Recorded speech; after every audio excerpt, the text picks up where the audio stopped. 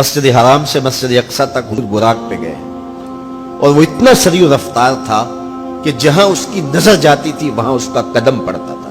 تو اس نے تو پہلا قدم اٹھایا ہوگا تو مسجد اقصی میں جا پڑا ہوگا. اور اتنی سرعت کے ساتھ وہ رفتار کے ساتھ چلتا ہے پھر حضور اس کی پشت پہ جلوہ فراز آئے. یہ 1000 کلومیٹر فی گھنٹے کی رفتار سے جہاز چلے تو کسی میں ہے ہمت کہ اس کی ننگی پشت پہ بیٹھ جائے؟ ہوا کی مزاحمت ہی گوارا نہ ہو، پرخ چڑ جائیں، آگ لگ جائے، اور جو کروڑوں میل فی سیکنڈ کی رفتار سے جا رہا ہے اس کی ننگی پشت پہ بیٹھنے والے شاہ سوار کی عظمت کو سلام کرنے کو جی نہیں چاہ رہا.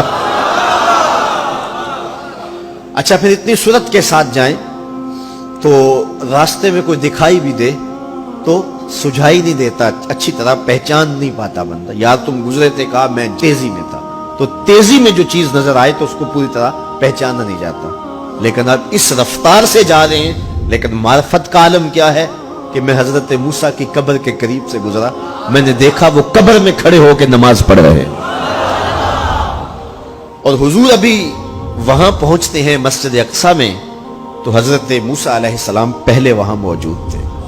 یا تو یہ ماننا پڑے گا کہ یہاں بھی موجود تھے وہاں بھی موجود تھے، اور یا پھر یہ ماننا پڑے گا کہ وہ پہلے چلے گئے. اور اگر پہلے چلے گئے تو پھر کیا وہ میرے حضور سے پہلے چلے گئے؟ تو جواب آیا کہ نہیں، حضور علیہ السلام تو اپنی رفتار سے جا ہی نہیں رہے تھے.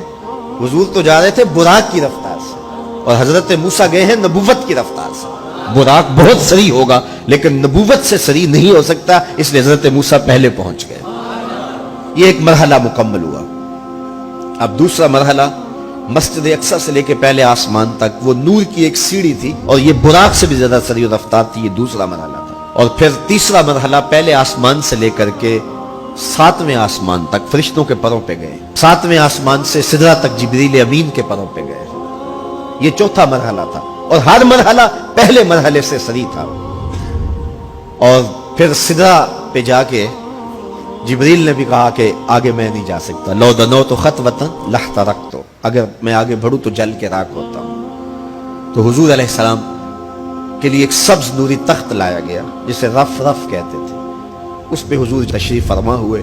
پھر وہ کس صورت سے گیا؟ ان 4 مراحل سے زیادہ سریع رفتار تھا. رف رف کی منتہائی پرواز جب ہوئی تو میں حضرت کی روح سے فیض لے کے کہتا ہوں کہ رف رف کے بھی بس بس ہو گئے.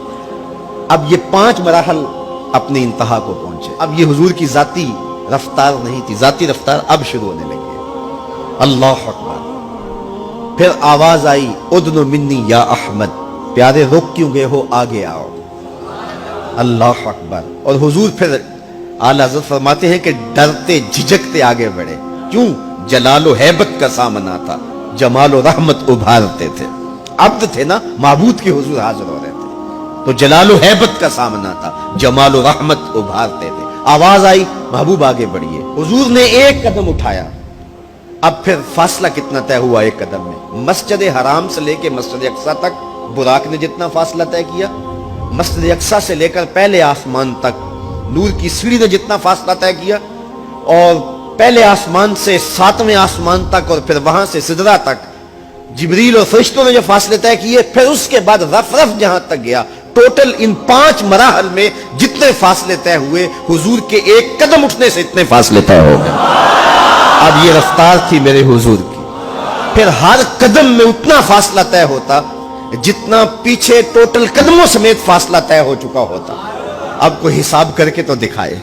اللہ اکبر. اور پھر آواز آتی گئی بڑھ اے محمد، قریب احمد، قریب آ سرور ممجد. نثار جاؤں وہ کیا ندا تھی، وہ کیا سما تھا، وہ کیا مزے تھے.